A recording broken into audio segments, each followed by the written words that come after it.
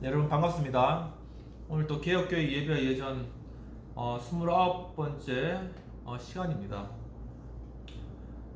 지금 지난주까지 저희는 예배와 그런 예전의 여러 다양한 그런 형태들을 살펴보았고, 그 중에 특히나 말씀 중심의 예배와 성례 중심의 예배가 있다는 것을 제가 공부를 하였습니다.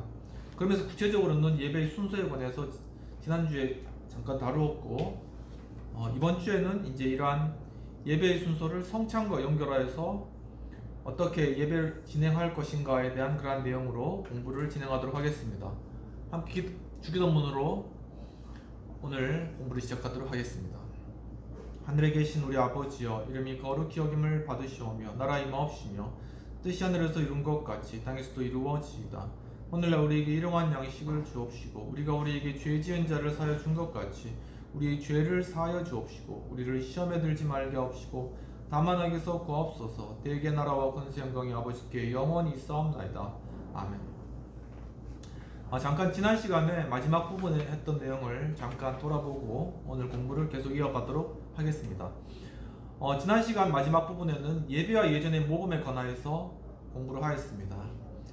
주일 난 예배의 순서에 관해서 우리가 살펴보았는데, 첫 번째 예배의 시작 때는 이제 오르간 전주로서 시작하고 예배의 선언을 인도자가 하며, 은총을 강구한 찬양을 다 같이 하고, 또한 인도자가 기원을 하고 성가대가 화답송을 함으로 예배가 시작된다고 이야기를 드렸습니다. 또한 그 다음에는 죄 고백과 기도의 시간으로서 다 같이 참회를 하고, 또한 인도자가 용서를 선포하고, 또한 삼위의 영광송으로 다 같이 찬양을 하며, 또한 다 같이 성실을 교독, 십계명 교독을 하고, 또한 장로님께서 은혜를 강구하는 기도를 하며, 또한 성가대가 화답송을 함으로 죄 고백과 기도의 그런 순서가 마쳐지게 됩니다. 그리고 그 다음 순서로 말씀 선포와 신앙 고백으로 다 같이 찬송을 하고, 또한 인도자가 성경 봉독을 하며 성가대가 찬양을 하고 설교자가 설교를 하고, 설교자가 그 다음 기도를 하고, 또한 다 같이 사도신경으로 신앙 고백을 하고, 또한 다 같이 찬송을 하는 그러한 순서로 마쳐지게 됩니다. 그리고 마지막으로 결단과 파송으로 다 같이 헌금 봉헌 찬송을 하고, 사회자가 감사 기도를 하며 인도자가 교회 소식을 나누고, 인도자가 또 목회 기도를 하며 다 같이 주기도문으로 찬송하고, 인도자가 축도하고, 반주자가 후주 오르간을 하면서 예배가 마쳐지게 되는 것입니다. 이것이 말씀 중심의 예배의 순서가 되겠습니다. 그럼 이러한 말씀 중심의 예배가 성찬과 연결될 때 어떻게 되는지 살펴보도록 하겠습니다. 성찬과 연결할 때 이 순서는 설교가 바로 끝난 다음에 바로 연결하여 진행할 수가 있습니다. 즉 지금까지 했던 그런 순서 다음으로 바로 연결할 수가 있다는 것이죠. 그리고 성찬이 진행된 후에 다시 헌신의 결단과 파송 부분과 연결하여 예배를 끝마치게 할 수도 있을 것입니다. 성찬을 중간에 넣고 맨 마지막에 결단과 파송 시간을 가지는 것입니다. 목사는 먼저 준비된 성찬상 앞으로 나아가서 성도들에게 성찬에 참여하도록 초청합니다. 초청 인사를 한번 들어보도록 하겠습니다. 우리 주 예수 그리스도를 구원의 주로 믿고 그의 뜻에 따라 살기로 결심하며 영적인 생명의 양식을 먹고 마시기를 원하는 성도 여러분들을 이 거룩한 자리로 초대합니다. 성도들은 아멘으로 화답합니다. 또한 성찬 예전의 시작 때 주님의 말씀을 낭독합니다. 예수께서 가라사대 내가 곧 생명의 떡이니 내게 오는 자는 결코 줄이지 아니할 터이요 나를 믿는 자는 영원히 목마르지 아니하리라. 나는 포도나무요 너희는 가지니 저가 내 안에 내가 저 안에 있으면 이 사람은 과실을 많이 맺나니 나를 떠나서는 너희가 아무것도 할 수 없음이니라. 너희가 내 안에 거하고 내 말이 너희 안에 거하면 무엇이든지 원하는 대로 구하라. 그리하면 이루리라. 또는 마태복음 11장 28절을 낭독해도 좋을 것입니다. 그 다음 순서로 성찬 제정의 말씀을 통하여서 사랑하는 성도 여러분, 우리는 지금 믿음, 사랑, 소망 가운데서 우리 주 예수 그리스도의 만찬을 축하하기 위하여 여기에 모였습니다 라는 언급을 한 후에 성경 본문 고린도전서 11장 23절 후반에서 26절까지를 낭독하게 됩니다. 그리고 회중과 함께 성찬에 대한 의미를 잠시 생각하는 시간을 가져도 좋을 것입니다. 그리고 목사는 다음과 같이 설명을 하게 됩니다. 우리가 주님의 은혜를 통하여 우리가 위로를 받고 우리의 믿음이 더욱 강해지도록 주님께서 거룩한 만찬을 허락해 주심을 축하합니다. 예수 그리스도는 우리를 위하여 죽으시고 부활하셨습니다. 또는 다음과 같이 설명할 수도 있을 것입니다. 이 예전에는 우리는 주님이 허락하신 성찬을 진심으로 축하합니다. 주님은 그에게 속한 자들과 함께 식탁에 앉으시고 만찬을 나누었던 것처럼 그와 같이 만찬에 우리 모두를 초대하셨습니다. 우리 주님은 우리가 그 약속을 의지하고 모일 때마다 우리 가운데 임하여 계십니다. 우리는 어제나 오늘이나 영원토록 그분에게 속한 자들이며 전 세계의 기독인들과도 하나 된 자들입니다. 저와 여러분들은 죄에서 자유와 삶을 위한 평화를 구하기 위해 주님의 만찬에 오실 수 있습니다. 우리가 약속의 말씀을 듣고 지금 떡과 잔을 받을 때 주님은 그 모든 것을 우리에게 선물로 주실 것입니다 라고 이렇게 이야기를 할 수가 있습니다. 그리고 다같이 147장 또는 139장의 성찬의 은혜를 생각하는 찬송을 부른다고 하는데, 여기 장수는 옛날 통일차 선거를 이야기하는 것으로 생각됩니다. 그리고 성찬에 대한 감사의 기도를 드립니다. 주님, 우리를 생명의 떡과 기쁨의 잔인 당신의 만찬에 초대하심을 감사하나이다. 우리는 천지 만물에게 생명을 주시고 그것들을 보존하시며 말씀을 통하여 빛 가운데로 부르시는 창조주 하나님께 감사를 드리나이다. 우리를 위하여 죽으시고 죽음에서 부활하신 하나님의 아들 주 예수 그리스도를 찬양하나이다.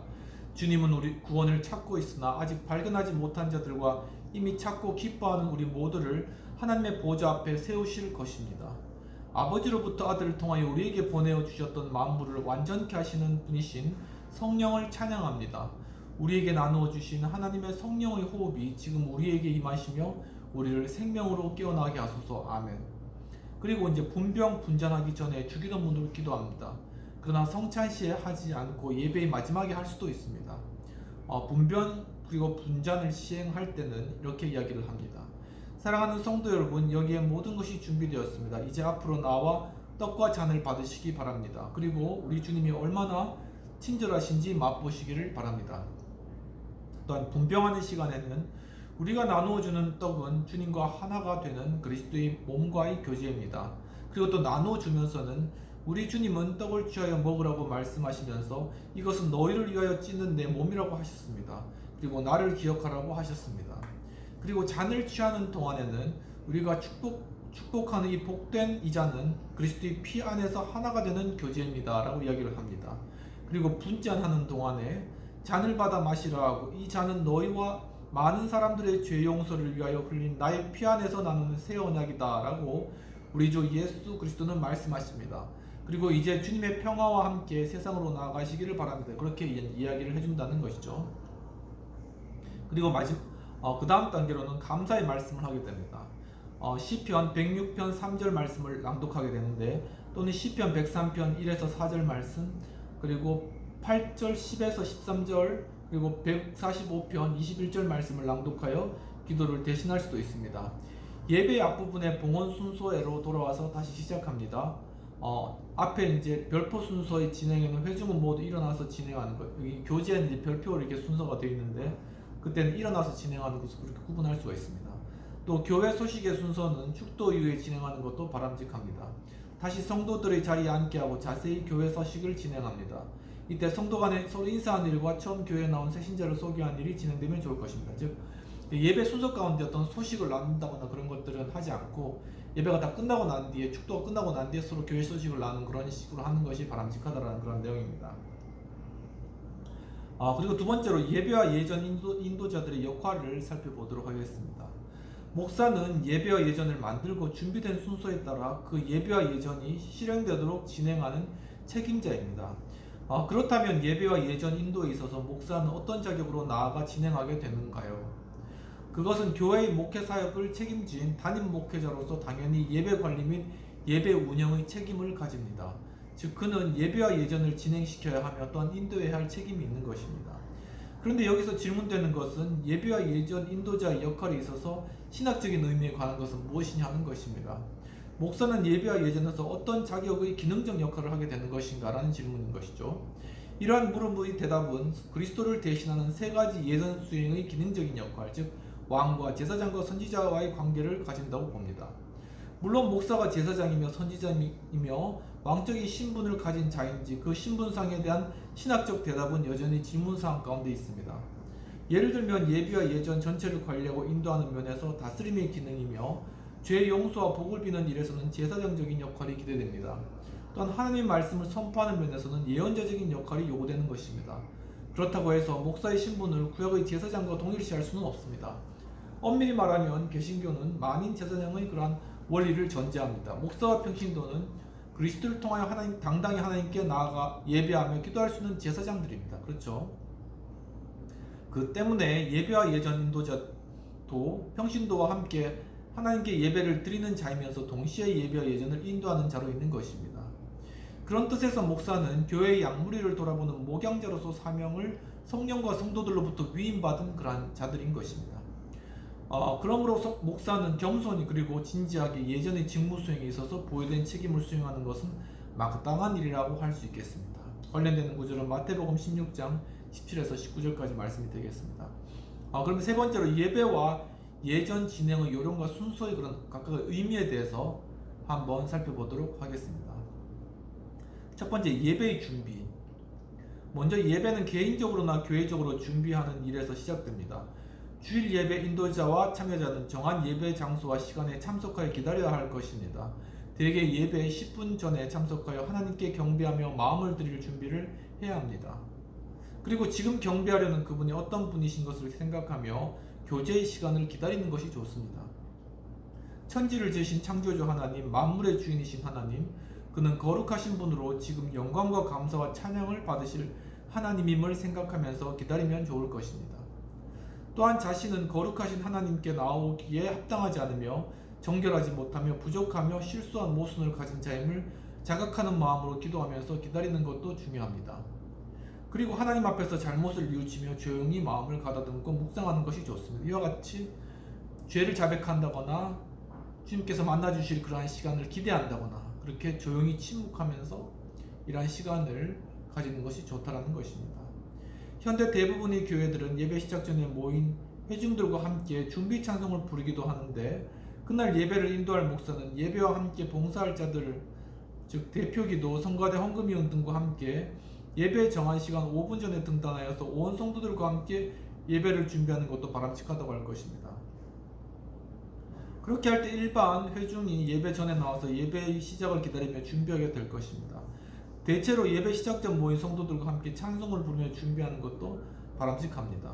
물론 이때의 찬송은 예배를 기다리며 은혜를 사모하는 내용의 찬송 부름이 합당할 것입니다.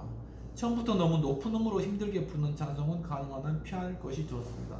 너무 이제 예배 왔는데 너무 높은 음으로 갑자기 나오면 좀 약간 긴장이 되겠죠. 그래서 처음에는 좀 이렇게 낮은 음으로 편안하게 부를 수 있는 찬양으로 준비하면 좋을 것 같습니다. 그리고 두 번째, 오르간 전주. 예배 인도자와 성가대가 5분 전에 예배의 위치에 등단하면 예배 시작 3분 전에 반주자는 예배의 시작을 알리는 오르간 피아노를 연주합니다. 이때의 전주곡은 예전적으로는 하나님의 임재, 성령을 상징하는 의미가 보유된 곡이면 좋을 것입니다. 대개 구미교회들에서는 이러한 의미를 가지고 만들어진 예배 시작 전의 곡을 연주하게 됩니다. 전주가 끝나기 직전에 인도자는 진행의 자리에 나아가 있으면 좋을 것입니다. 그리고 세 번째로 예배 시작의 선언이 되겠습니다. 이 부분에 속한 순서로는 개회 선언 또는 시편 낭송, 간략한 개회 기도, 성가대의 화답송 등의 순서로 진행됩니다.